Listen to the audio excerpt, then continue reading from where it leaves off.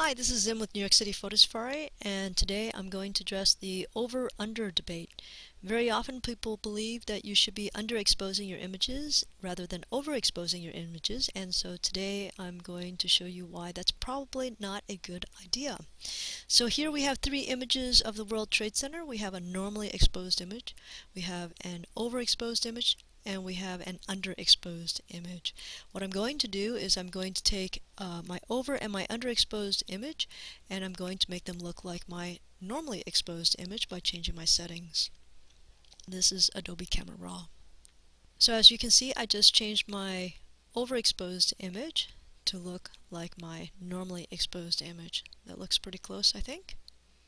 And so now I'm going to take my underexposed image and I'm going to make it look like my normally exposed image. Alright, so I've made my settings, and this is my underexposed image, and that's my normal. As you can see, that looks pretty close. And here are my three images again: over, under, and normal. I'm going to open all these images in Photoshop so we can take a better look. Just to keep track of what we're doing, I'm going to label all of the images.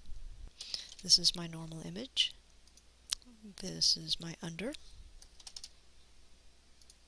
And this is the over. And now I'm going to zoom in on these images so you can see what's going on. I'm going to zoom that in to 100%. More. And this is the overexposure here. And one more. There we are. So if you look closely here, the overexposure looks a lot smoother than the underexposed. This looks really grainy, and the resolution doesn't look great. So as you can see, the overexposure actually holds much better than the underexposure. I'll divert your attention to this area here.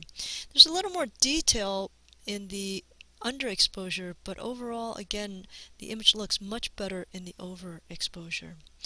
One of the things you may notice is that in the underexposure, I get a nice star effect here, and down over here you can see the star effect.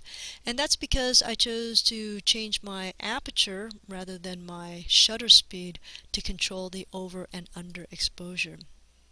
Okay, again, bring your attention down to this area as you can see the star effect as I began to close down my aperture. Some of the details are a little bit sharper too because I gained 2 stops in depth of field. However, again, overall I think the overexposure looks much better. Just so you know, the reason that I changed my aperture rather than my shutter speed to do this was because I had a little bit of wind out there and I didn't want it to affect my tripod, which would have messed up the whole test. So I think the conclusion is clear. Overexposing, I think, looks much better than underexposing. I hope you enjoyed this video. Do join us on a photo safari if you find yourself in the New York City area.